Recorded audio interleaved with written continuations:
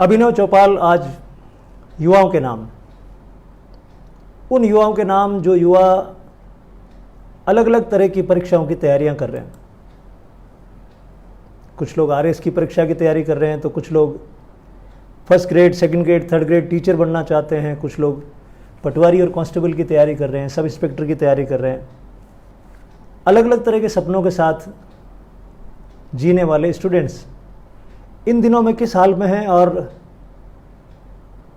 किस भावनात्मक, किस मानसिक दौर से गुजर रहे हैं,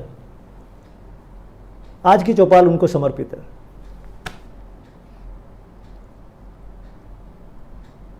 युवा हमारी आबादी का 2/3 हैं और इस कारण से अभिनव राजस्थान में हमारा फोकस, खूब सारा फोकस युवाओं पे रहता है। इसी प्रकार से हमारी आबादी का 2/3 हिस्सा किसान है, तो हमारा फोकस किसानों पे भी रहता है, हाथ कारीगरों पे रहता है, मजदूरों पे रहता है। ये हमारे फोकस के पॉइंट्स हैं। और युवा क्योंकि हमारे समाज की एनर्जी है, हमारे समाज का ऐसा सेगमेंट है जो सही दिशा में चले तो पूरा समा बदल दे, और जो अगर गलत दिशा में चले तो समाज और देश और प्रदेश निराशा से भर जाए। और जिस समाज में युवा निराशा से भर जाता है वो उस समाज के लिए अशुभ संकेत है। तो आज हम पूरे देश की बात ना करके केवल राजस्थान के युवाओं की बात करेंगे, और ये राजस्थान के युवाओं में उन युवाओं की जो अलग अलग तरह की परीक्षाओं की तैयारियां कर रहे हैं। और इस कोरोना के डिस्टर्बेंस के कारण उन पर क्या गुजर रही है, उनके माता पिता पर क्या गुजर रही है, किस अनिश्चितता के दौर से वो गुजर रहे हैं, उस पर बात करेंगे।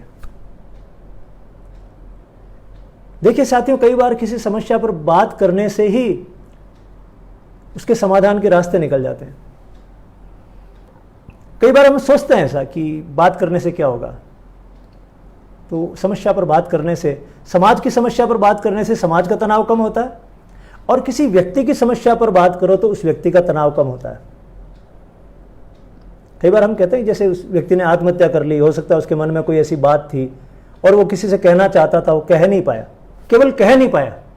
समस्या तो थी लेकिन समस्या के बारे में वो किसी के साथ अपनी बात को बांट नहीं पाया, तो उसके कारण उस व्यक्ति ने आत्महत्या कर ली। ऐसा हमको कई बार लगता है कि काश उसकी बात किसी से हो जाती। इसी प्रकार के समाज जब तनाव में बढ़ता है, समाज जब समस्या में आता है, तो उस समाज के भीतर बातचीत शुरू हो जानी चाहिए। और बातचीत शुरू होने का कंसेप्ट अभी इंडिया में बंद हो रखा है। इसलिए हम लोग इस अभिनव चौपाल के माध्यम से उस बातचीत को शुरू करना चाहते हैं। चाहे वो समाज की समस्या हो, चाहे वो किसान की समस्या हो, हाथ कारीगर की समस्या हो, चाहे शासन के कोई मुद्दे हों जिनसे हम परेशान हैं, उनके बारे में बात करें। तो आज हम बात करेंगे हमारे उन स्टूडेंट्स के बारे में जो तैयारियां कर रहे हैं आरएस की परीक्षा से लेकर पटवारी की परीक्षा तक, टीचर्स की परीक्षा की तैयारी कर रहे हैं। उनके बारे में बात करेंगे कि वो किस दौर से गुजर रहे हैं, उन पर क्या बीत रही होगी और उनको क्या करना चाहिए। इस बारे में हम अपनी तरफ से राय व्यक्त करेंगे, सलाह देंगे। और सलाह इसलिए देंगे कि मैं भी उस दौर से गुजरा हूं। मैं भी अलग अलग परीक्षाओं की तैयारियों से गुजरा हूं, अलग अलग असफलताओं से गुजरा हूं, अलग अलग सफलताओं से गुजरा हूं। वो समय देखा मैंने, वो सारी परेशानियां झेली जो मेरे छोटे भाई बहन आज महसूस करते होंगे। लेकिन हाँ, एक चीज से मैं नहीं गुजरा हूं जिससे आज मेरे राजस्थान के स्टूडेंट्स गुजर रहे हैं। वो थी परीक्षा की निश्चित तिथि। इससे मैं कभी भी नहीं गुजरा। मैंने पीएमटी 2 बार दी, तो उसकी तारीख फिक्स थी पहले से, सितंबर में एग्जाम होता है, फिक्स था। मैंने आईएएस का एग्जाम दिया था, पहले से फिक्स था प्री कब होगी, मेन एग्जाम कब होगा। तो एक बार पास नहीं हुआ तो अगली बार का पता था इस तारीख को होगा और हमें अपनी तैयारी ऐसे कर लेनी चाहिए। उस दौर से मैं नहीं गुजरा। लेकिन आज हमारे राजस्थान के युवा इस दौर से गुजर रहे हैं। परीक्षा में फेल होने की चिंता नहीं है। यहां तक परीक्षा होगी या नहीं होगी, 5 साल में भी होगी या नहीं होगी, 7 साल में होगी कि नहीं होगी, उससे वो गुजर रहे हैं। और ये बहुत अशुभ है, मैं अब इसको अशुभ बोलता हूं। मैं इसको ये नहीं कहता समस्या है, समस्या तो छोटी होती है, अशुभ होता है जब काली छाया मंडराती है हमारे चारों तरफ। हम कहते हैं ना कुछ अशुभ होने वाला है। ये अशुभ आज की तारीख में राजस्थान के युवाओं के साथ हो रहा है कि उनको यही नहीं पता कि वो कौन सी परीक्षा की तैयारी करें और किस दिन उनका एग्जाम होगा। और ये काफी बरसों से चल रहा है, पिछले 10-15 सालों से ये स्थितियां हो गई है। आरएस का एग्जाम लगभग 3-4 वर्षीय हो चुका है, कांस्टेबल का एग्जाम लगभग 5 वर्षीय हो चुका है, 5 साल में एक बार एग्जाम। पटवारी का एग्जाम अनिश्चित हो चुका है। टीचर्स का एग्जाम 5 साल में 2 बार हो जाए तो आप जीत मानो। किसी भी ग्रेड का, 3rd ग्रेड का, 2nd ग्रेड का, 1st ग्रेड का, तो आप मान लो जीत हो गई हमारी। तो कब एग्जाम होगा, कब उसके परिणाम आएंगे, कब उनका प्लेसमेंट होगा, तो बड़ी अनिश्चित स्थिति है। इसलिए मैंने आज इस टॉपिक को लिया है कि पहले इस पे बात करेंगे। जब हम बातें करते हैं तो ये बातें आगे तक जाती हैं, आप मान के चलो, ये खाली नहीं जाता है। आजकल हम अभिनव चौपाल पे जो बातें कर रहे हैं, ये बातें काफी आगे जा रही हैं, उनका असर भी होता है। क्योंकि लगता है ना समाज किसी प्लेटफॉर्म पे आ गया है, समाज किसी प्लेटफॉर्म पे आकर अपनी बात को कह रहा है। और ऐसी बात जब शुरू हो जाती है, उसके बाद में शासन में बैठे लोग चुप नहीं रह सकते। आप मानकर चलिए कि लॉकडाउन के बाद, लॉकडाउन के दौरान सबसे ज़्यादा समाज की, शासन की, युवाओं की हमने बातें की हैं और उनका असर पड़ रहा है।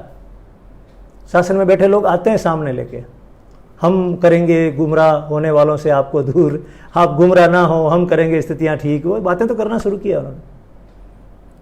लेकिन अभी भी स्थिति बहुत बुरी है, बहुत सारे एग्जाम्स की बुरी है। उनकी मैं लिस्ट आपके सामने पढ़ देता हूं। आरएस का एग्जाम अभी 2018 का पूरा नहीं हुआ, 2020 में है। अभी 2020 का कब होगा इसके बारे में अभी पता नहीं है। 3rd ग्रेड का एग्जाम के बारे में अभी पता नहीं है। मैं अभी कुछ संभावित तारीखें आपको बताऊंगा जो मुझे अंदाज है। 2nd ग्रेड का भी 2018 का निपटारा हो रहा है, अभी 1-2 दिन में उनको दे रहे हैं भर्तियां, मतलब उनको प्लेसमेंट दे रहे हैं। तो कह रहे हैं वाह वाह वाह वाह, 2018 के 2nd ग्रेड के लोगों को अभी दे रहे हैं प्लेसमेंट। उसमें कहा जा रहा हमारी वाहवाही करो। अब आपकी वाहवाही कैसे करें? 2018, 2019, 2020, इसमें वाहवाही की क्या बात है? आपको तो लानत है, लानत करना चाहिए आपके बारे में। 1st ग्रेड का 2018, अभी 1-2 दिन में परिणाम आने वाला, ये 2018 के आने वाले हैं। अगर वो आके यूं कहें देखो हमने ये कर दिया, तो आपने कुछ नहीं किया है। 2 साल की वैकेंसी खा गए आप, 19 की 20 की। टीचर्स तो रिटायर हो रहे हैं ना, रिटायरमेंट नहीं रुक रहा है, रिक्रूटमेंट रुक रहा है। और वो उसका खामियाजा कौन भुगतता है? युवा भुगतता है। तो हमारी जो आज की बात है वो युवाओं की परीक्षाओं को लेकर है। कार्यक्रम आगे बढ़े उससे पहले मैं आप सभी से निवेदन कर दूं कि इस बात को अपने अन्य लोगों तक, अन्य साथियों तक, अपने मित्र सूची के लोगों तक, अपने परिजनों तक पहुंचाने के लिए आप इस हवन में योगदान कीजिए। और इस हवन में एक ही योगदान होता है, आपके द्वारा सामने रखे शेयर के बटन को दबाना, ये आपका योगदान होता है। तो इस हवन में आहुति देते रहो बराबर। 10-15 मिनट बाद में एक आहुति, स्वाहा, यज्ञ होता तो करते ना, स्वाहा, आपको इतना तो करना पड़ेगा, फिर मैं यज्ञ करूंगा। मैं आपके लिए तो यज्ञ कर रहा हूं सारा, इसमें मुझे तो कुछ नहीं मिलने वाला धन्यवाद के अलावा। लेकिन हो सकता है हम सारी बातें करेंगे, उन बातों के कारण से सरकार की नींद जागे, सरकार की अक्षमता कम हो और कुछ ना कुछ मिले, कुछ ना कुछ घोषणा शुरू हो जाए। तो आप लोग आहुति देना मत भूलिए, आते ही पहला बटन दबाना, ये काम करना है ईमानदारी से। क्योंकि मैं तो आपको देख नहीं रहा हूं आप दबा रहे हो कि नहीं दबा रहे हो, लेकिन आपको अपने अंदर झांक करके यार क्या ये आदमी कह रहा, तो थोड़ी बात को आगे पहुंचाते हैं। पहली बात कि समस्या क्या है। हम हमेशा देखो समस्या के बारे में बात करते हैं, समस्या क्या है, समस्या के कारण क्या है, उसका प्रभाव क्या है, समाधान क्या है, हम ऐसे करके बढ़ते हैं। केवल समस्या का रोना नहीं रोते, ये समस्या है ये तो सबको मालूम है। आज परीक्षाएं समय पर नहीं हो रही है, ये तो सबको मालूम है कि नहीं हो रही है। तो मैं थोड़ा सा बात करूंगा इस बारे में भी, और मैं कोशिश ये भी करूंगा युवाओं के साथ अपने अनुभवों को बांटते हुए कि इस समय को निकालें कैसे। ये समय तो हमारे पास चुनौती है, हमारे पास है। तो सबसे पहले एक भाई मेरे कह रहे हैं मैं उनकी बात सुनता नहीं, आप इनबॉक्स में लिख दिया करो ना, यहाँ करने की क्या ज़रूरत है बात को। आपके पास कोई बात है तो आप इनबॉक्स में कर दो, मुझे बता दो, ऐसे ही है ना। सबसे पहली बात तो समस्या क्या है? समस्या यह है कि इस कोरोना के कारण, इस कोरोना की समस्या के कारण जो भर्तियां, जो परीक्षाएं होने वाली थी वो अटक गई। पहले ही अटकी हुई थी, पहले ही बुरा हाल था, और ये कोड में खाज का काम हो गया। कोड में खाज का काम हो गया, जले पे नमक छिड़क दिया गया है कि जो परीक्षाएं हो रही थी वो कोरोना के नाम से स्थगित कर दी। दूसरी बात कि सरकार के पास कोई प्लान नहीं है अभी। बार बार सरकार कोशिश भी कर रही है आरपीएससी को, कर्मचारी चयन बोर्ड को कॉन्फिडेंस में लेके कि किसी तरह से परीक्षा का परिणाम घोषित हो जाए, तो उनसे वो प्रोग्राम घोषित नहीं हो पा रहा है। अभी पटवारी के एग्जाम का जरूर एक डेट घोषित की है, वो फरवरी 2021 की घोषित की है। तो अभी समस्या माथे पे खड़ी है कोरोना के नाम से कि अभी एग्जाम कब होंगे किसी को नहीं पता। और जिस प्रकार का डर राजनेता और मीडिया मिलकर फैला रहे हैं कोरोना के बारे में, एक भ्रम की स्थिति खड़ी कर रहे हैं। ट्रेनें नहीं चलेंगी, बसें नहीं चलेंगी, ये नहीं चलेगा, वो नहीं चलेगा, ऐसा डर खतरनाक पैदा कर रहे हैं, एक कृत्रिम डर पैदा कर रहे हैं। उससे लगता है कि चीजें और ज्यादा डिले होने वाली है। हम आज यही बात करेंगे कि इस स्थिति को कैसे निपटें। ये जो आगे आने वाले 6 महीने हैं, 6 महीने तो चले गए 2020 के, इन 6 महीनों में स्टूडेंट्स कैसे रहें, अपने जीवन को कैसे कंट्रोल करें, कैसे संयमित करें, उस पर हम बात करेंगे। ये जो कारण है भर्तियां समय पर नहीं होने का, एग्जाम समय पर नहीं होने का, ये महत्वपूर्ण क्यों है? ये इसलिए महत्वपूर्ण है कि हमारे समाज का बड़ा हिस्सा युवा है, 2/3 हिस्सा युवा है, इसलिए महत्वपूर्ण है। अगर ये 5%, 10% लोगों की बात होती तो शायद इतनी चिंता होने की आवश्यकता नहीं थी। लेकिन समाज का 2/3 हिस्सा इससे प्रभावित है। किसी न किसी चीज का सपना देखकर बैठे हैं युवा। कोई सोचता मैं कांस्टेबल बनूंगा, कोई सोचता मैं सब इंस्पेक्टर बनूंगा, कोई सोचता मैं आरएएस बनूंगा। सबका सपना लेके बैठे हैं, इसलिए महत्वपूर्ण है। उनके बारे में आप बात ही ना करो, अखबार उनके बारे में बात ना करे, टीवी उनके बारे में बात ना करे, राजनेता उनके बारे में बात ना करे, सरकार कभी उनके लिए प्रेस कॉन्फ्रेंस नहीं करें तो, और हाईकोर्ट वगैरह आजकल लगभग बंद से हो गए हैं, खुल नहीं रहे। वो लोग किसके सामने जाके कहेंगे कि हमारी सुनो, हम चिंतित हैं? वो किसको जाके कहेंगे? तो वो क्या करेंगे? उनके खूब सारी एनर्जी उनके अंदर, वो एनर्जी को कैसे ही करके कहीं ना कहीं और चैनलाइज करेंगे, नेगेटिव हो जाएंगे। और युवा नेगेटिव होता तो बहुत खतरनाक होता है। घर में भी नुकसान रहता है उसका, समाज में भी नुकसान रहता है, प्रदेश को, देश को, सबको नुकसान है। युवा का नेगेटिव होने का नुकसान भारी होता है, जिसको आप नाप ही नहीं सकते। इसलिए महत्वपूर्ण है इस पर बात करना। अब ये जो भर्तियों की जो नहीं हो रही है समय पर, उसके कारण क्या युवा पर बीतती है? मान लीजिए मैं एक युवा हूं और मैंने बीए एमए वगैरह कर रखा है कुछ, और मैं इन परीक्षाओं की तैयारी के लिए बैठा हूं, मैं इसमें अपना भविष्य देख रहा हूं। मुझ पर क्या गुजरती है? नंबर 1, अनिश्चितता दिमाग में आती है कि मैं क्या करूं यार।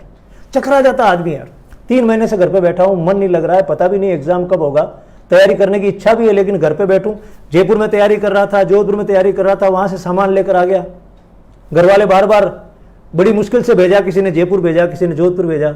घर वालों की स्थितियां भी ठीक नहीं है, घर वालों की स्थितियां भी ठीक नहीं। उनके पास ऐसा तो नहीं कि बैंकों में खूब पैसा पड़ा, ले जाओ बैठो, उड़ाओ इसको आराम से, 1 साल 2 साल और सही। सब लोग, मध्यम वर्ग के लोग, अपना अपना बजट कैलकुलेट करके अपने बच्चियों को तैयारियां करवाते हैं, उम्मीद के साथ कि चलो इस साल एग्जाम हो जाएगी तो हमारा भार कुछ कम हो जाएगा। कोई क्लर्क है, मान लो थोड़ी सी तनख्वाह मिलती है, कोई टीचर है उसको थोड़ी सी तनख्वाह मिलती है, कोई मजदूर है, कैसे करके पेट पाल के और पेट पकड़ के जोर से अपना कि कुछ टाइट रख के अपन काम चलाते हैं। और सब चाहते हैं हमारे बच्चों की जिंदगी अच्छी हो, सभी माँ बाप ये चाहते हैं हमारे बच्चों की जिंदगी अच्छी हो, उनके लिए कुछ दुख पालेंगे। और लेकिन अब इस स्थिति में वो समझ नहीं पा रहे हैं, बच्चे घर पे बैठे हैं, वो घर पे बैठे हैं, काम धाम कम हो गया है। तो ऐसे में स्टूडेंट्स पे भी असर पड़ता है, उनको भी लगता है यार क्या करें, माता पिता को कितना अब कहें हम लोग। पहले हमने कहा था 3 महीने जयपुर भेज दो, जोधपुर भेज दो, कहीं और रूम लेके बैठ जाता हूं। अब ये कह रहे हैं भाई अब तेरा क्या होगा, कन्विंस नहीं कर पा रहे। तो समय उनके लिए बड़ी चुनौती का, अनिश्चितता का, निराश हो रहे हैं। और आज की तारीख में भारत और राजस्थान में कोई माई का लाल नहीं है जो सरकार में बैठा है और जो आके इनकी बात को वाइट, ब्लैक एंड व्हाइट में लिख दे, युवाओं तुमको निराश होने की जरूरत नहीं है, मैं तुम्हारे साथ हूं, मैं तुम्हारा एग्जाम्स ऐसे करवाऊंगा, ये रहे तुम्हारे एग्जाम्स की डेट, आज डिक्लेयर कर रहा हूं, चाहे कुछ भी हो जाए, कोरोना आ जाए, चाहे कुछ और हो जाए, आंधी आ जाए, तूफान आ जाए, मैं तुम्हारा एग्जाम कराऊंगा। ऐसा माइका लाल ना तो आज देश की सरकार में कोई बैठा है और ना राजस्थान की सरकार में बैठा है। अब किससे कहोगे? अगर नर्सिंग की एग्जाम नहीं हुई है 2010 के बाद से 10 साल में, तो नर्सिंग जिन्होंने डिग्री कर रखी किसको जाके कहेंगे? वो डिग्री लेके बैठे हैं, किसको जाके कहेंगे? ऐसे ही पशुधन सहायकों की डिग्री लेके बैठे हैं, वो किसको जाके कहेंगे? ये तो नहीं करेंगे। इनका आप क्या कर सकते हो? जिनको आपने चुन लिया उनको 5 साल तक उनका कुछ नहीं कर सकते। धरने प्रदर्शन वगैरह कर लो, इनका क्या बिगड़ता है? अपने घर से निकलते हैं, धरने प्रदर्शन करोगे तो पुलिस से माथापच्ची करोगे आप, इनका तो कुछ बिगड़ता नहीं है। राजकार्य में बाधा का मुकदमा आपके ऊपर लगेगा, कर लो। तो अब लोगों ने निराश होकर वो भी बंद कर दिया आजकल। इस कारण से निराशा है, आशा कहीं दिखाई नहीं दे रही है। अब इसका समाधान क्या है? इस समस्या का समाधान क्या है? तो आज की तारीख में मित्रों एक ही समाधान है, हम अपने आप को संभालें। आज सरकार बदल नहीं सकती, आपकी जो है वो सरकार रहने वाली है। अधिकारी बदल नहीं सकते, उनको तनख्वाह पूरी महीने की मिलेगी, उनकी तनख्वाह में कोई कमी नहीं होने वाली। आपकी परीक्षा चाहे आज हो चाहे 5 साल बाद हो। जो लोग आपकी इन परीक्षाओं के लिए जिम्मेदार हैं, समय पर करवाने के लिए प्रतिबद्ध हैं, उनकी तनख्वाह नहीं कट रही है। 2-2 लाख रुपए मिलता है उनको महीने का, और सुविधाएं जो अलग। उनको कोई टेंशन नहीं है आपकी एग्जाम आज हो या 2 साल बाद हो। यह अनअकाउंटेबिलिटी है जो हमको झेलनी है, क्योंकि हमने ही इस सिस्टम का चुनाव किया। तो उनको कोई टेंशन नहीं, उनको पता 5 साल पहले हमको कोई बदल नहीं सकता। इसलिए सारी भर्तियों की घोषणा होती है चुनाव के 1 साल पहले, 1.5 साल पहले, उस समय एग्जाम करवाए जाते हैं। अभी एग्जाम किसका हो? सभी सरकार में जो लोग होते हैं सभी ने यही किया। मैं तो 20 साल से यही देख रहा हूं। पहले साल तो बिल्कुल ही एग्जाम मत कराओ, जरूरत ही नहीं है। अगले साल झांसा दो, तीसरी साल में कुछ कराओ, लास्ट साल में अनाउंस कर दो एग्जाम मत कराओ, बस। तो अब हम क्या करें? अब हम आ जाते हैं अपने खुद के ऊपर। हम स्टूडेंट हैं, हमारे सामने बिल्कुल अंधेरा है। ये तो मैंने आपको बता दिया अंधेरा है, इसमें पता नहीं आगे क्या होने वाला है। तो मैं आपको कह रहा हूं कि 3 महीने, 6 महीने और 1 साल अपनी एग्जाम के बारे में इस 3 तरह से प्लान कर लो। खुद को संभाल लो, और कोई तरीका नहीं है। खुद को संभाल लो। ये इस गवर्नमेंट को ब्लेम करना बंद कर दो, इससे कुछ होगा ही नहीं। ब्लेम करने से ना तो आप ब्लेम कर पाओगे ढंग से, और ना आपके ब्लेम करने का उन पर कोई असर होता है। मैं कई बार देखता हूं कि आप जब कोई भी मंत्री या मुख्यमंत्री बोलते हैं फेसबुक पे, तो खूब सारे नीचे लिखते हैं, टक टक टक टक टक टक लिखते हैं। मुझे पता है इसको कोई नहीं पढ़ रहा है, इसको कोई नहीं पढ़ रहा आपके लिखे हुए को नीचे। आप टाइम खराब कर रहे हो। आपको लग रहा है कि हम यहां नीचे लिख रहे हैं, इसको पढ़ेगा। आप यहां लिख रहे हैं, मैं तो इसके बाद में, लाइव के बाद में 1 घंटे तक बैठूंगा और आपकी एक एक बात को नोट करूंगा। भले ही कल रात को मैंने देखा 1800 कमेंट्स थे आपके, मैंने 1800 कमेंट्स को 2 घंटे के अंदर फिल्टर किया, उनके बारे में बात की। ऐसा कोई करता नहीं, क्यों करेगा कोई? मैं तो इसलिए कर रहा हूं कि मैं तो बाजार के अंदर खड़ा हूं, बिल्कुल फ्री हूं, आसमान के नीचे। मेरी तो जिम्मेदारी बन गई है, क्योंकि मैंने कहा और फिर आपने यहां पर लिखा है, तो मेरी जिम्मेदारी बनती है। इसलिए आप जब कमेंट्स लिखते हो तो उन कमेंट्स को मैं आराम से देखता हूं, और उनसे मुझे कई इनपुट्स भी मिलते हैं। तो आप वहां मेहनत मत करो, नर्सिंग का एग्जाम कराओ। आप वहां नारे लिखते हो खूब सारे, आपको लगता है बात जा रही है, वहां तक कोई नहीं पढ़ रहा उसको। अगर ये पढ़ने का सिस्टम होता तो एग्जाम ही समय पर हो जाते। तो अब हम शुरू करते हैं यात्रा यहां पर कि स्टूडेंट अपने आप को इस समय में कैसे संभाले। 3 महीने तो चले गए, कोरोना की भेंट चढ़ गए, और आने वाले 3 महीने और चढ़ेंगे। अभी इनकी नाटकबाजी खत्म नहीं होगी। उन 3 महीने में हम कैसे अपने आप को संभालें एज ए स्टूडेंट। और मैं एक स्टूडेंट के रूप में वहां रख के आपकी जगह और ये बात कर रहा हूं, मैं उसकी जगह अपने आप को रख के ये बात कर रहा हूं। आप जो भी यहां मौजूद हैं, एक बार शेयर वाले बटन को दबाना, फिर आगे चलते हैं। सबसे पहली चीज, आप स्टूडेंट बन रहे हो, मैं आपकी जगह खड़ा हूं और अब हम मिलकर बात कर रहे हैं, ऐसे सोचना आप। और मेरी एक एक बात पे गौर करना, आप मेरी बात पे गौर करना। आप कोई दूसरे विषयों को लेकर यहां कमेंट बंद कर दो, अभी मेरी बात को अब ढंग से सुनो, आराम से, तसल्ली से, आंख बंद करके सुन लो। मैं 5-6 चीजें आपको बता रहा हूं, इस काल को, आने वाले काल को, 3 महीने को, 6 महीने को, 1 साल को हमें कैसे हैंडल करना है एज ए स्टूडेंट। आप चाहे तैयारी आरएस की कर रहे हैं, चाहे किसी और एग्जाम की कर रहे हैं, बात सब पे लागू होती है। सबसे पहली बात, अपने सपने को पक्का करो। जो भी आपने सोच रखा है, आपको आरएस बनना है, आपको सेकंड ग्रेड का एग्जाम देना है, आपको फर्स्ट ग्रेड का एग्जाम देना है, आपको रीट का एग्जाम देना है, आपको किसी का भी एग्जाम देना है, अपने सपने को अंदर ही अंदर पक्का करो, मुझे देना है और मुझे बनना है। मुझे बनना है, मैंने तय कर लिया है। खाली फॉर्म नहीं भरना है कि जब वो फॉर्म निकलेंगे, वैकेंसी अनाउंस होगी, मुझे फॉर्म भरना, वो नहीं बनना। ये सब मन बहलाने वाली बात है। मन में पक्का होना चाहिए, मुझे रीट का एग्जाम पास करना है, मुझे आरएस का एग्जाम पास करना है, मुझे फर्स्ट ग्रेड का एग्जाम पास करना है, सक्सेसफुल होना है। इस सपने को पक्का करो मन में, हवा में मत उड़ो। ना अपने साथ धोखा करो और ना पेरेंट्स के साथ धोखा करो। जब हवा में उड़ते हो, उसके लिए करते कुछ नहीं हो, मुझे रीट का एग्जाम देना, रीट के एग्जाम कब होंगे, डेट कब आ रही है, ये सब चक्करों में पड़े रहते हो। अभी तैयारी नहीं करेंगे, एग्जाम की डेट आ जाएगी तब तैयारी करेंगे। इसका मतलब क्या है कि आप अपने आप को धोखा दे रहे हो, अपने पेरेंट्स को धोखा दे रहे हो। सीधी सट्ट बात यह है। इसलिए सबसे पहले ये तय करो कि क्या वाकई में आपके मन में ये बात घुस गई है कि ये एग्जाम आपको पास करना है और ये पोस्ट आपको लेनी है, इस पोस्ट पे आपको जाना है। सबसे पहले तो पक्का करना है इसको। नंबर 2, प्लान करो। जो भी एग्जाम है उसका सिलेबस लगभग फाइनल है। ये जो कहते हैं ना, क्या पता रीट का सिलेबस ये होगा कि नहीं होगा, ये होगा कि नहीं होगा, आरएस के अंदर क्या रखेंगे, उसमें क्या रखेंगे, इस सबको भूल जाओ। सब में कॉमन चीजें होती है, वो तो होने ही वाली है। चेंजेस होंगे तो 20% होंगे, उसको भी छोड़ दो। लेकिन जो कॉमन चीजें, मान लो आप फर्स्ट ग्रेड का एग्जाम देना चाहते हो, तो आपका जो सब्जेक्ट है वो तो फिक्स है, उसमें क्या चेंज होना है। जो पार्ट साइकोलॉजी वाला वो फिक्स है, वो चेंज होने वाला नहीं है। जीके में 3-4 चीजें होती है, इकोनॉमिक्स होता है, हिस्ट्री होती है, अपना ज्योग्राफी होती है, पॉलिटिकल साइंस होती है, तो सारे फिक्स हैं।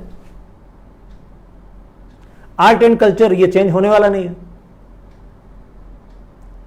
तो ये मनसूबे बना के देखते हैं, अभी सिलेबस आने दो, देखते हैं अभी सिलेबस आने दो, इसका मतलब आप धोखा कर रहे हो अपने साथ। सिलेबस तो आया हुआ है सब एग्जाम्स का, लगभग एग्जाम्स का आया हुआ है, 80% तो है जो बेसिक है। तो दूसरा, अपना प्लान तैयार करो सिलेबस के हिसाब से, 3 महीने का, 6 महीने का, 1 साल का। मान के चलो एग्जाम 3 महीने बाद होगा, तो जुलाई हमारे सामने है, अगस्त सामने है, सितंबर सामने है। अगर हम माने कि आरएस का प्री है तो, अगर हम माने रीट का एग्जाम है तो, अगर हम माने कि फर्स्ट ग्रेड का, सेकंड ग्रेड का, मान के चलो 3 महीने का मान के चलो। कभी ये मत सोचो अरे यार क्या पता 3 महीने में शायद ही हो, और फिर आपका दिमाग उन ज्ञान चंदों के कारण ज्यादा खराब रहता है, जो कहता है क्यों खराब हो रहा है यार, अभी तो तैयारी कोई डेट ही नहीं आई है।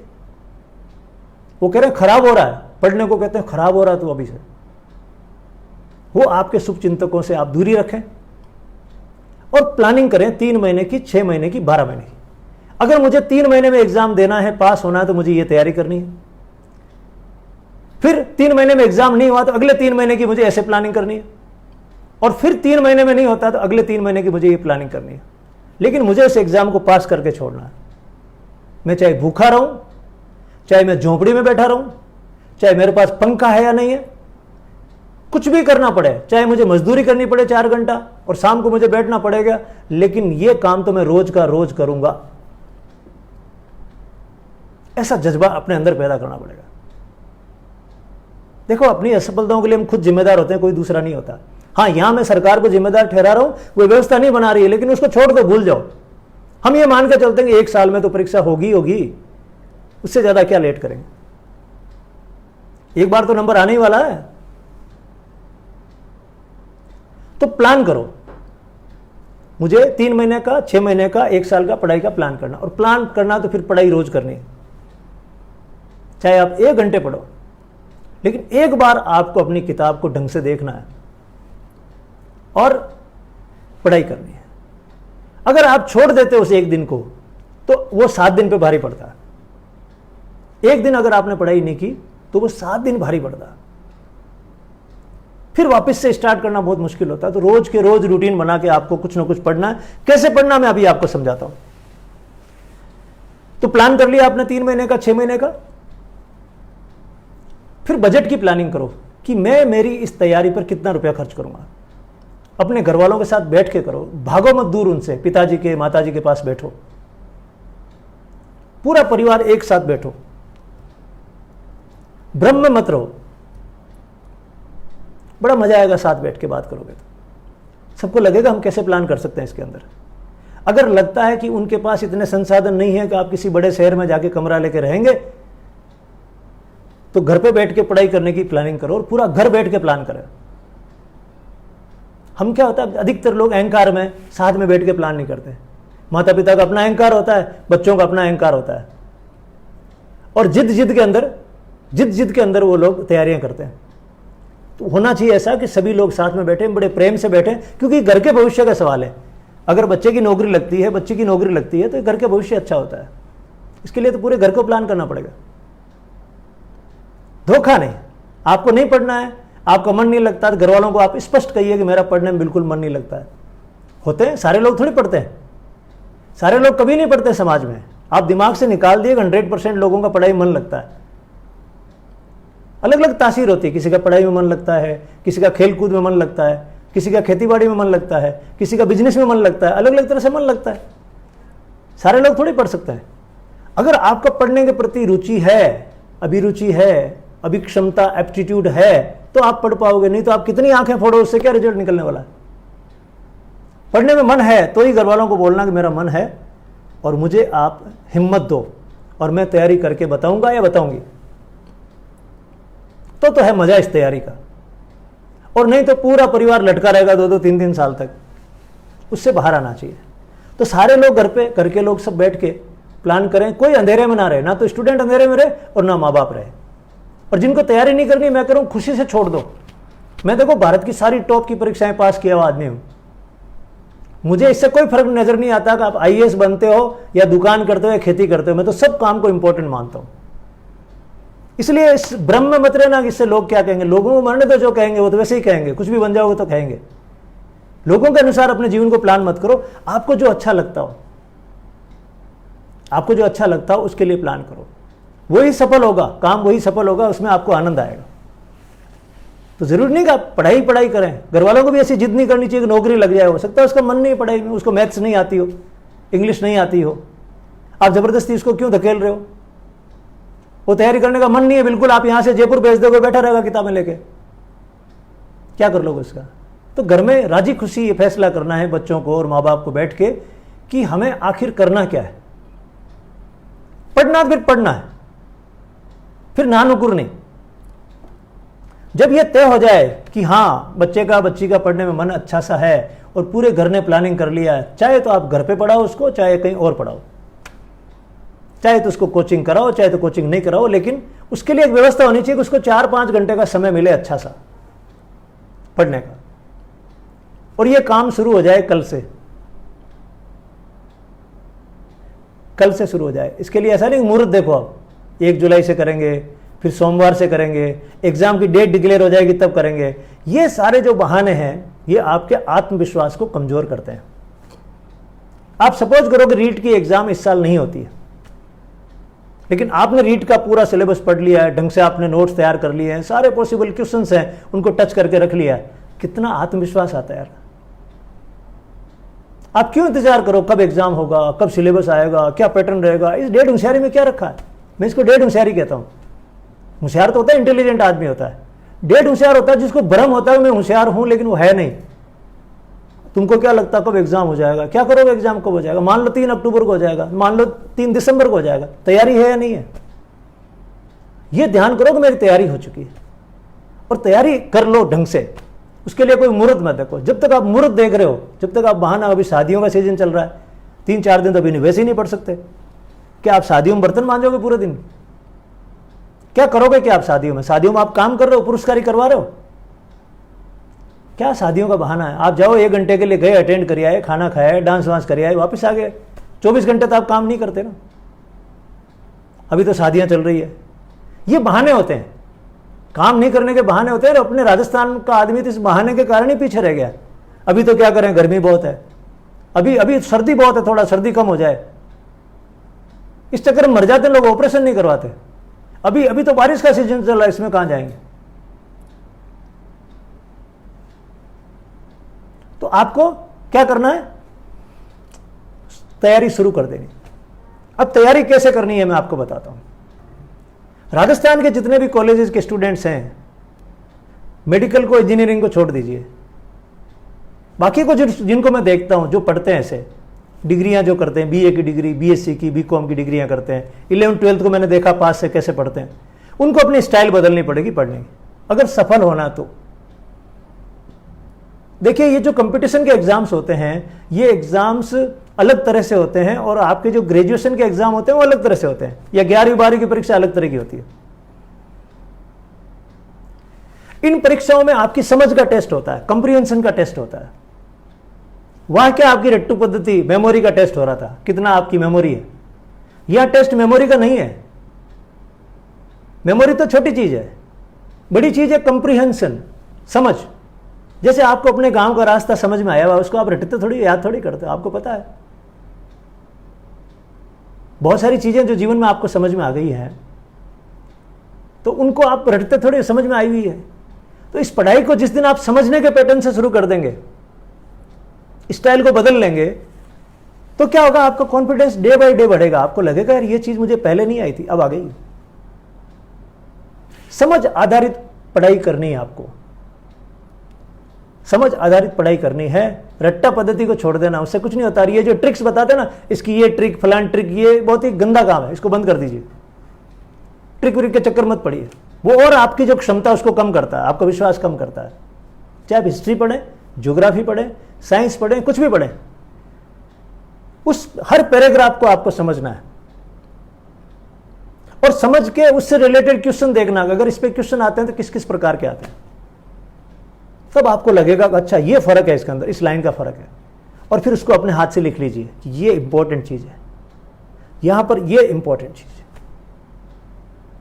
परीक्षाओं में इस प्रकार के सवाल पूछे जाते हैं, समझने पे जोर दीजिए। ये जो संजीव पासबुक पढ़ पढ़ के बीए हो गए, क्या परसेंटेज आए साहब, 50% आए, 60% आए, कभी प्रैक्टिकलों के नंबरों से 70% आ गए साहब, वो नंबर नहीं है।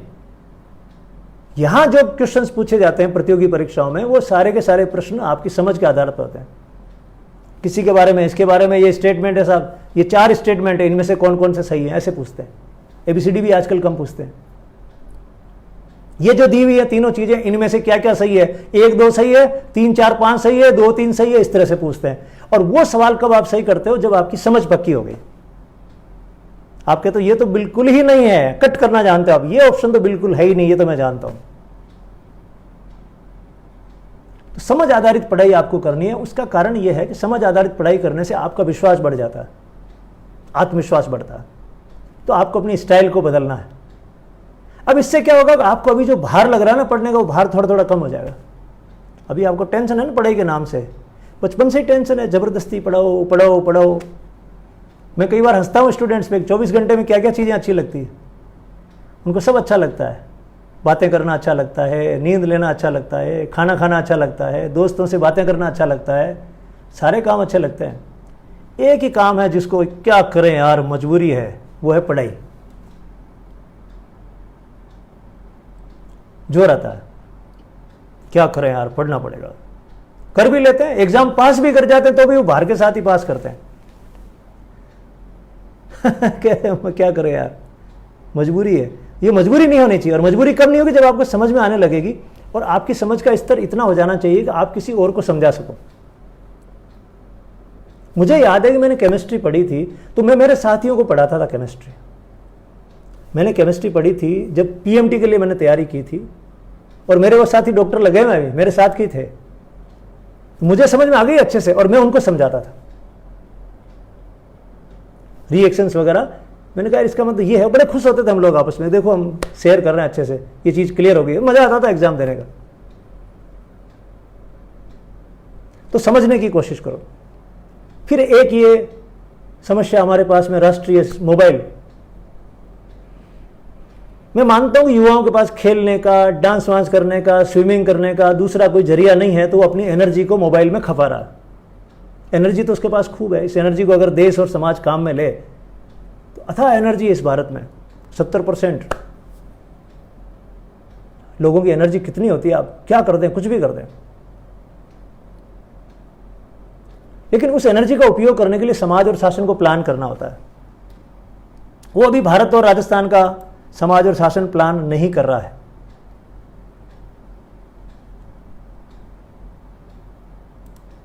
एक बार फिर आपसे रिक्वेस्ट, बीच में शेयर का बटन एक बार दबा दीजिए। अगर आपको लगा कि आप अपने मित्रों के साथ अपनी समझ को बढ़ाना चाहते हो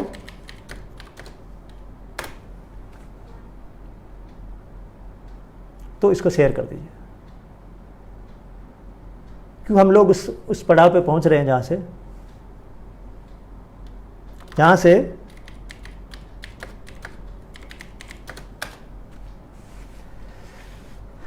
हम आगे इस समाधान पर पहुंच रहे हैं, है ना। तो शेयर दबा दीजिए। आप शेयर जैसे ही दबाते हो तो यहाँ एकदम पॉइंट ऊपर चले जाते हैं, मुझे मालूम चलता है हाँ ये ज़्यादा बात लोगों तक जा रही है। तो मोबाइल का उपयोग क्या करें। देखो, मोबाइल को रखना है। मैं मोबाइल के खिलाफ बिल्कुल भी नहीं हूँ। मैं तो अभी भी आपसे मोबाइल से ही बात करता हूँ। अगर मोबाइल नहीं होता तो हमारी बात कैसे होती। लेकिन पहले एक लेख लिखवाया करते थे हमारे स्कूलों में, तकनीक वरदान है या अभिशाप है। तकनीक समाज के लिए वरदान है या अभिशाप है। तकनीक बुरी नहीं है, हम उसका उपयोग कर पाते हैं या नहीं कर पाते हैं, ये हमारी कमजोरी है या हमारी खासियत है। तो मोबाइल, मैं वरदान मानता हूं मोबाइल को। अगर हम इसका जुडिशियस उपयोग, इसका उपयोग न्यायोचित करें तो ये वरदान अपना आप में जबरदस्त वाला। आज मेरी आपसे बात कभी भी नहीं हो पाती, शायद जीवन भर में हम नहीं मिल पाते, लेकिन इस मोबाइल के माध्यम से मिल पा रहे हैं। तो इस मोबाइल का उपयोग करिए, लेकिन इसको आदत मत बनाइए। दिन भर इसको लिए बैठे रहना, फिर इसमें नोटिफिकेशन आना, टिंग टिंग टिंग टिंग बोलना, फिर आप देखते हो क्या हो गया। ये मेंटल डिजीज है, ये मानसिक बीमारी है अगर आप इसके आदी हो चुके हैं तो। और स्टूडेंट्स, उनका तो समय सारा कीमती है, उनका अटेंशन कीमती है। इसमें क्या इंटरेस्टिंग चीजें आती है, दुनिया भर के वीडियो आते हैं, अनसन जानकारियां आती है जो आपके पढ़ाई के काम की नहीं है, वो आपका ध्यान खींचेगी। ये स्वभाव है, ये मानव स्वभाव है कि कोई भी ऐसी नई चीज आती है उधर हमारा ध्यान जाता है।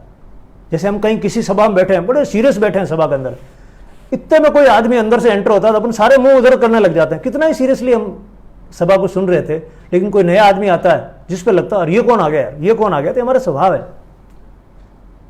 ये जो मेघदुगाल साहब ने कहा था ना, बेसिक इंस्टिंक्ट, मूल प्रवृत्ति है मानव की कि ध्यान जाएगा नई चीजों पे। तो उसमें नई नई चीजें आती है, आपका ध्यान भटकता है। उससे बचने के लिए उसको प्लान करिए। मोबाइल रखिए आराम से, फेसबुक देखिए, अच्छा चुनाव कीजिए, फेसबुक पे ठीक लोगों का चुनाव कीजिए जिनसे आपके जीवन में कुछ अच्छी जानकारियां प्राप्त हों। व्हाट्सएप में बहुत ज़्यादा ग्रुप मत बनाइए, 15-15, 20-20 ग्रुप नहीं, हर तरह के अनसन ग्रुप, उसमें फॉरवर्डिंग का कचरा आता है, उससे बचें। कुछ 4-5 ग्रुप रखिए आपके साथियों के, आपके गांव के लोगों के, या जो आपके साथ तैयारियां कर रहे हैं उनके, ऐसे 4-5 ग्रुप रखिए। उससे ज़्यादा ग्रुप है, इसका मतलब अब आपका पूरा समय आपने इस कचरे को दे दिया है और गलत जानकारियों का भंडार है, उससे बचें। 5-6 अच्छे ग्रुप बनाइए दोस्तों के, पॉजिटिव लोग हों, अच्छी जानकारियां कहीं से लाके आपको दें। लेकिन सुबह एक बार देख लिया, बंद कर दिया उसको, शाम को एक बार देख लिया, बंद कर दिया। आपकी चॉइस होनी चाहिए, आप क्या देखना चाहते हैं। आपकी चॉइस होनी चाहिए कि आपको उसमें क्या देखना है। तो उसका उपयोग जुडिशियस करना शुरू कर दीजिए। फिर एक मैं सलाह दूंगा आपको जो बहुत बहुत जरूरी है। देखो, एक चीज होती है सलाह, एक चीज होती है सुझाव। सलाह होती है एडवाइस, सुझाव देखो, दोनों का फर्क देखना आप। मैं ये बातें इसलिए कह रहा हूं, मैंने मेरे जीवन में जितना भी पढ़ा है उसको समझ के पढ़ा है। सलाह का अलग अर्थ है, सुझाव का अलग अर्थ है। आज भी मुझे कोई नई चीज बताता है तो मैं उसको तुरंत ग्रहण करता हूं। चाहे कोई स्टूडेंट मुझे बता देगा कि सर ये देखो, ये एक चीज है, इसका मतलब ये है, तो मैं उनसे पूछता रहता हूँ। मैं छोटी छोटी चीज़ों का, हमारे मित्र हैं दीपक जी चांदवानी अलवर के, हिंदी के हैं, तो मैं कई बार उनसे पूछता रहता हूँ, मैं स्रोत लिखूँ तो मैं कई बार कन्फ्यूज होता हूँ, मैं ये स्रोत है या स्रोत है।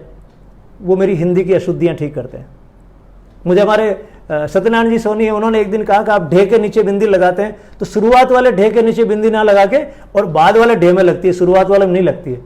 किसी भी दिन कोई मुझे बताता तो मैं आज की तारीख में ग्रहण करता हूँ। मैं यानी को सोचता हूँ, यानी में नी बड़ा लगेगा छोटा लगेगा, ये भी मेरे लिए, पत्नी में नी छोटा लगेगा बड़ा लगेगा। मुझे जब भी लगता है कि मैं कुछ अशुद्ध लिख रहा हूँ, किसी से पूछूं तो मैं पूछ लेता हूँ। इसके कारण से क्या रहता है कि आपके जीवन में इस प्रकार की चीजें क्लियर होती है। तो मैं आपको सलाह और सुझाव में अंतर बताता हूं। सलाह एडवाइस, सुझाव सजेशन। सलाह मैंने आपको दी, आपने सुनी, आपके अंदर कोई परिवर्तन नहीं आया, ये तो है सलाह। मैंने दी और आपने सुनी, बात खत्म। सुझाव कब होता है? जब मैंने कहा आपको और आपने उसको लागू कर दिया, तो वो सुझाव बनता है। देखना, कभी सुझाव ये नहीं मैंने फलां आदमी को सुझाव दिया, आपका सुझाव नहीं था, वो सलाह थी। सुझाव तो तब है जब आपके कुछ कहने से उसके अंदर कोई परिवर्तन आया। जैसे मैं आपको कुछ कह रहा हूं और आपने अपने आप को बदल लिया, तो इसको कहेंगे कि हाँ उनका सुझाव था। ये सुझाव खाली देने का नहीं होता है, सुझाव से चेंज आना चाहिए। Suggestion means change in the behaviour, change in the thinking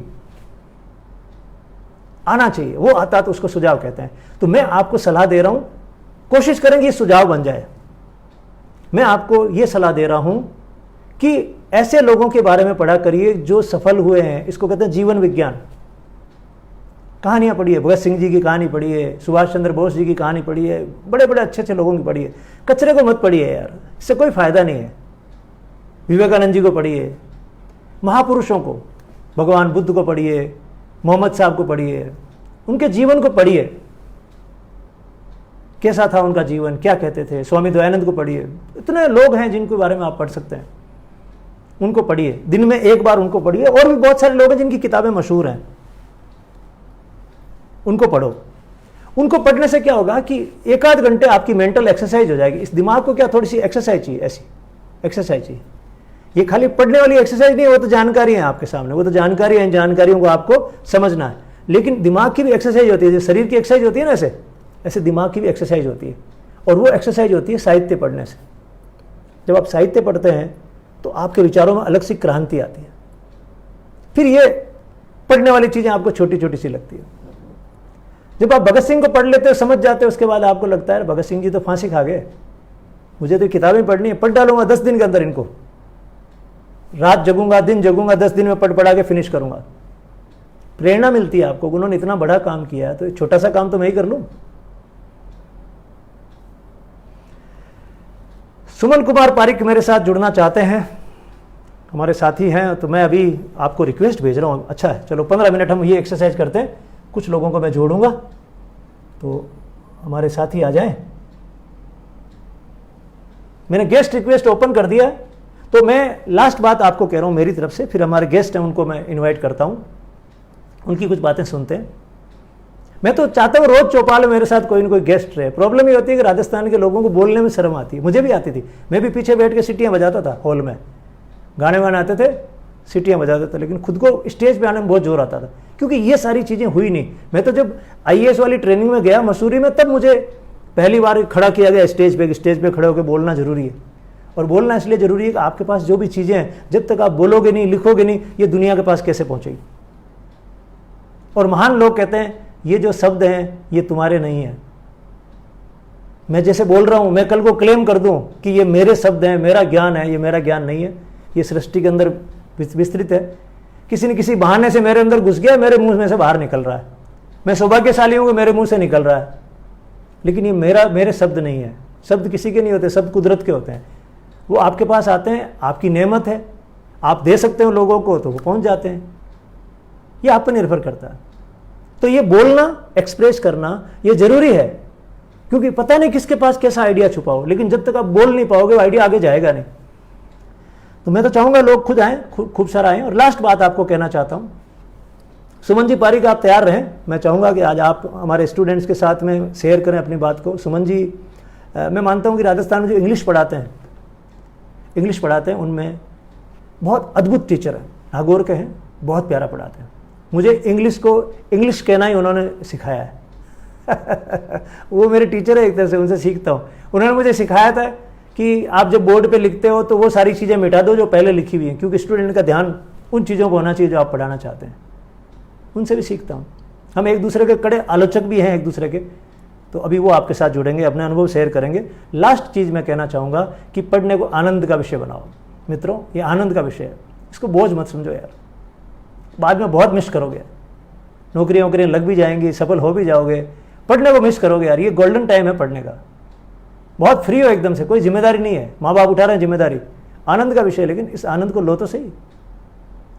in मोबाइलों में दिन भर माँ बाप को मूर्ख बना के समय खराब करके आनंद को खराब मत करो, इसमें आनंद नहीं है। आपको खूब सारी शुभकामनाएं। मैं उम्मीद करता हूं कि आगे आने वाले 3 महीने, 6 महीने, 9 महीने, 12 महीने हमारा प्लान होना चाहिए अच्छे से होना चाहिए। उसके लिए मुहूर्त नहीं देखना, कल सुबह जल्दी उठ के आपको शुरू कर देना काम। सिलेबस को डिवाइड कर लेना इक्वल पार्ट्स में और पढ़ना है दिन भर। कोई टाइम सेट मत करो, 3 घंटे 6 घंटे मत करो। बस आज ये चैप्टर पढ़ना है, इसको समझना है, और फिर अपने लैंग्वेज में लिख लेना कि मेरी लैंग्वेज मुझे ये चीज़ समझ में आई है। अपनी लैंग्वेज में लिख लेना है कि मेरा हो गया, ये जो ज्ञान है ये मेरा हो गया, मैं किसी और को और ढंग से एक्सप्लेन कर सकता हूं। वो आपकी सफलता का पहला संकेत है। आप सफलता की तरफ कॉन्फिडेंस से कदम रख चुके हो। और ये 3 महीने 6 महीने भूल जाइए, आप 1 साल मान के चलिए, मुझे 1 साल अपने सपने को पूरा करने के लिए जीना है। अब एग्जाम चाहे 2.5 महीने बाद हो, चाहे 6 महीने बाद हो, चाहे 9 महीने बाद हो, जितना लेट होगा मेरी तैयारी उतनी शानदार खिल जाएगी। और मुझे आसपास के वातावरण से प्रभावित नहीं होना है। और प्रभावित हो तो मैं तो बैठा हूं, मैं तो आपके चारों ओर अगले 6 महीने तक रहूंगा। अभी पहला जो हमारा लोट है 6 महीने का करेंगे, उसके बाद अगले 6 महीने का मैं भी ऐसे ही प्लानिंग करता हूं। मेरी अभी पूरी प्लानिंग 29 नवंबर तक की है बस। तो 29 नवंबर तक चाहे कुछ भी हो, मैं नहीं रुकने वाला। कोरोना आया गया, कुछ भी हुआ, मेरा काम चल रहा है। अभिनव राजस्थान को लेके मेरा जो प्लान है, या फिर कोचिंग क्लासेस को लेके, मेरी किताब को लेके प्लान है, मेरा प्लान चल रहा है अनवरत, उसमें कोई प्रॉब्लम नहीं। हमारे मेहमान आ रहे हैं, उससे पहले एक बार आपसे फिर रिक्वेस्ट कर देता हूं कि आप अपने सामने उपस्थित शेयर के बटन को एक बार दबा दें। और हमारे मेहमान अब आपके साथ जुड़ रहे हैं। सुमन जी पारिक को मैं इनवाइट कर रहा हूं, वो आपसे बात करेंगे। और भी साथी हैं, जैसे जैसे मैं अभी एक एक करके।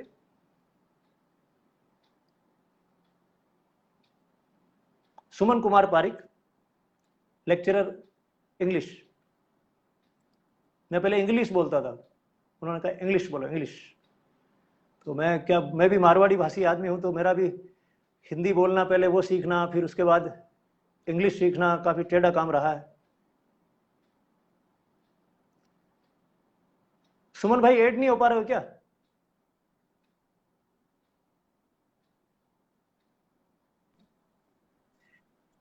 नमस्ते सर। नमस्ते। नमस्ते सर। आपसे इंग्लिश में बात करें, हिंदी में चल जाएगी? जैसे आपकी मर्जी, एज यू विश सर। आज का क्या टॉपिक था? मैं एक्चुअली अभी लेट जुड़ा मैं। हाँ, अभी लेट जुड़ा था। 2-4 युवा बैठे थे कोई परिवार में हमारे, तो उन्हें बता रहा था आपके बारे में, और इतने में आप लाइव ही थे। कोई कोरोना को लेकर चर्चा हो गई थी, तो मैंने कहा डर मिटाने वाली दवाई है मेरे पास। चलिए सर, बताएं सर, आज का क्या टॉपिक था? आज का टॉपिक ये चल रहा है कि जो स्टूडेंट्स कंपटीशन का एग्जाम देना चाहते हैं, इन दिनों जो कोरोना के कारण से वो डिस्टर्ब हुए हैं जी सर, तो उनको आगे का जो प्लानिंग है 3 महीने का, 6 महीने का, उसके लिए अपना आपको मेंटली कैसे तैयार करना चाहिए?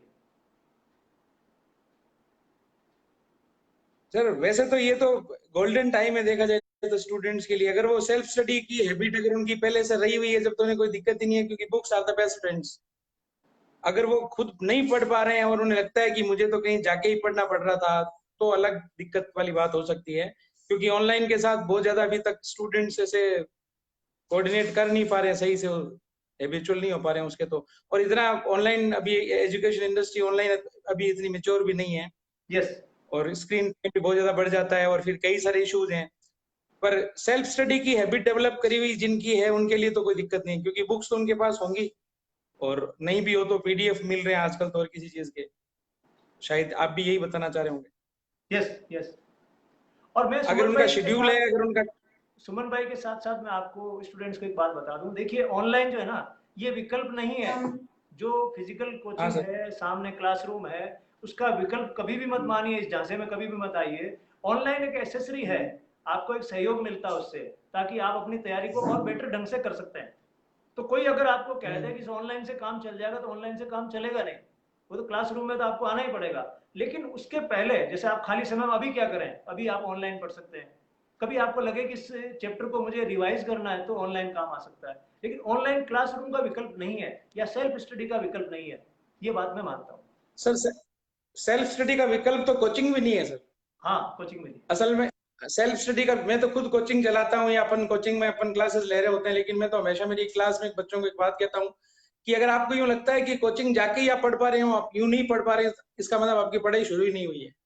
यस, यस, वही वही सारी जो बुक्स होती है जो स्कूल्स में बच्चों को पढ़नी होती है, वही स्कूल्स के बाद कॉलेज में पढ़नी होती है। उन्हीं बुक्स को आईएएस बनने के लिए आप वो कोचिंग में जाकर फिर पढ़ते हैं कि मैंने बीए तो कर लिया, लेकिन अब मैं 6, 7, 8, 9, 10 की एनसीईआरटी की बुक्स पढ़ रहा हूँ क्योंकि अब मैं आईएएस बनना चाह रहा हूँ। तो यस। फिर इतने सालों तक क्या कर रहे थे, फिर क्या पढ़ रहे थे? तो इस कोरोना काल में अगर स्टूडेंट्स अगर सबसे बड़ा लेना चाहे ना, अगर कोई लर्निंग पॉइंट जो इसमें है, वो ये है कि अगर आपकी सेल्फ स्टडी की हैबिट थी, तो फिर आप कहीं चूकने वाले नहीं है। आपने तो इस टाइम को बहुत अच्छे से यूटिलाइज कर लिया होगा। यस। क्योंकि अगर पढ़ रहे हैं आप, अगर स्टडी की हैबिट से, रीडिंग हैबिट, स्टडी भी ज्यादा नहीं कर पा रहे हैं, लेकिन अगर आपने केवल रीड ही कर लिया उन चीजों को, तो भी कुछ न कुछ तो आपके दिमाग में रह ही जाएगा। इंग्लिश के बारे में कुछ बताओ ना थोड़ा। इंग्लिश का डर, कोरोना का डर है ना, उससे भारी डर है इंग्लिश का डर राजस्थान में। कि कोरोना से हम निपट लेंगे, लेकिन इंग्लिश से निपटने में बड़ी मुश्किल होती है। सर इंग्लिश बाकी लैंग्वेजेस की तरह एक लैंग्वेज है। सबसे पहले तो ये मान लेना चाहिए कि एक लैंग्वेज है, इससे ज्यादा कुछ भी नहीं है। ये कोई ज्ञान नहीं है, ये केवल एक नॉलेज भी नहीं है, मतलब ये केवल एक लैंग्वेज है। और इसके जितने ज्यादा आप कांटेक्ट में रहोगे, उतने ही अच्छे से सीखोगे। तो इसके जो एस्पेक्ट्स हैं सारे, और 4 एस्पेक्ट्स होते हैं किसी भी लैंग्वेज के, listening, speaking, reading and writing. इनमें से 2 इनपुट के एस्पेक्ट्स हैं। जैसे कि अगर आप कुछ भी जब पढ़ रहे होते हैं तो आप इनपुट ले रहे होते हैं, जब आप कुछ सुन रहे होते हैं तो आप इनपुट ले रहे होते हैं, जब आप बोलते हैं तब आप आउटपुट देते हैं, और जब आप लिखते हैं तब आप आउटपुट देते हैं। तो परसेप्शन और एक्सप्रेशन, जब तक दोनों चीजें अच्छे से नहीं होगी, तब तक लैंग्वेज डेवलप नहीं होती आपके अंदर। एक्चुअली लैंग्वेज कहीं बाहर से नहीं आती, वो आप इन्वेंट करते हैं, आपके अंदर ही वो तैयार होती है, इवोल्व होती है। तो उसके लिए अच्छा तरीका यही है कि आप लैंग्वेज के कांटेक्ट में रहें जितना ज्यादा हो। जैसे कि बच्चा अपनी फर्स्ट लैंग्वेज को जैसे सीखता है ना, वैसे ही आप इंग्लिश को सीखें। ठीक है कि आपने जो अपनी फर्स्ट लैंग्वेज सीखी, मदर टंग सीखी, उस समय आपके पास बहुत ज्यादा समय था, आप में झिझक नहीं थी। जैसे कि झिझक का मैं बताऊं कि एक छोटा बच्चा साइकिल चलाना सीखता है, अगर वो गिरता भी है तो उसको शर्म नहीं आती। लेकिन एज बढ़ जाए और उसके बाद में कोई साइकिल चलाना सीखता है तो उसको लगता है मैं गिर जाऊंगा, लोग हंसेंगे। तो वही लैंग्वेज को लेकर है, छोटा बच्चा गलतियां करता है, वो इमिटेट और इन्वेंट करता है, लेकिन उसको डर नहीं होता, झिझक नहीं होती। तो सबसे बड़ी बात तो यह है कि एज बढ़ने के बाद फिर वो आपको किसी की देख रेख में सीखनी पड़ती है, लेकिन तरीका वही काम में लेना पड़ेगा। Natural way of learning any language is the same, और वो ये है कि उसके कांटेक्ट में रहो, लर्न बाय यूज ओनली। जैसे आप अपना बता सकते हैं सर, मैं क्या बताऊं, आपने अपनी लाइफ में अपने गांव से शुरू करके आप कहां तक पहुंचे हो, आपकी जो भी इतनी लंबी जर्नी रही है, उसमें आपने लैंग्वेज को किस तरह से सीखा होगा। अगर आप अपने एक्सपीरियंस शेयर कर दोगे तो I think that's going to be the perfect one. Thank you, फिर इस पे कभी बात करेंगे। थैंक यू सुमन जी, आप जुड़े आज, अच्छा लगा आपसे बात करके। अगर सुमन सुमन अगर कुमार अगर पारिक, हाँ, सुमन कुमार पारिक हैं, इंग्लिश के लेक्चरर हैं और नागौर से हैं। तो अच्छा लगा, आज जुड़ ठीक गए। है sir. Thank you. Okay sir, okay sir, thank you, bye sir.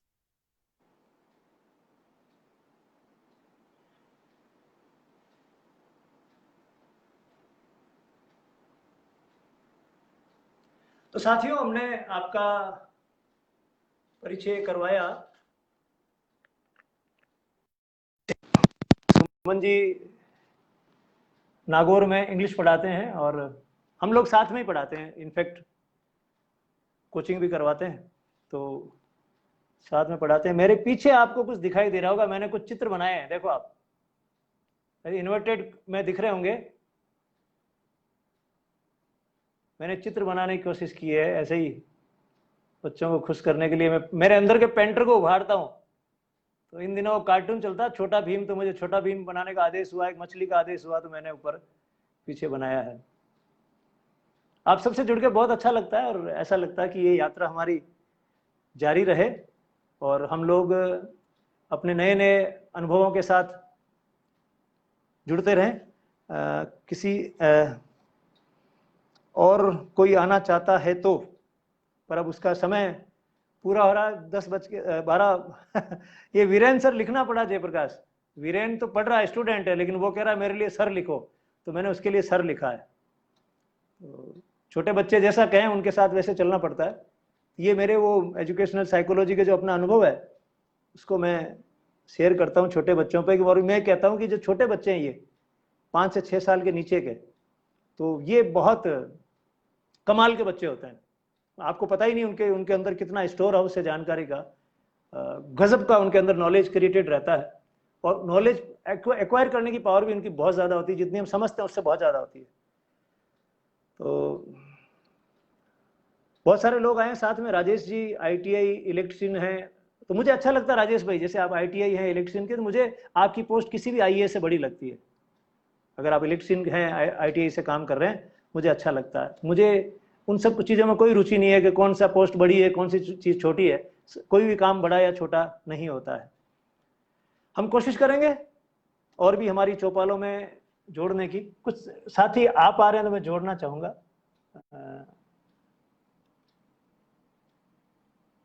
कुछ का मुझे पहले से मैं श्योर नहीं हूँ कि वो क्या बोलेंगे, मुझे सब्जेक्ट पहले से ध्यान नहीं रहता है, और क्योंकि ये लाइव रिकॉर्डेड रहता है इसलिए थोड़ा सा मैं सावधानी रखता हूँ। आगे जब भी आप बोलना चाहें तो प्लीज़ मुझे पहले से बताएं, मुझे खुशी होगी आपको इस चौपाल से प्रस्तुत करते हुए। मैं तो चाहता भी ये हूँ कि ये जो चौपाल है इसकी मैं एंकरिंग करूँ।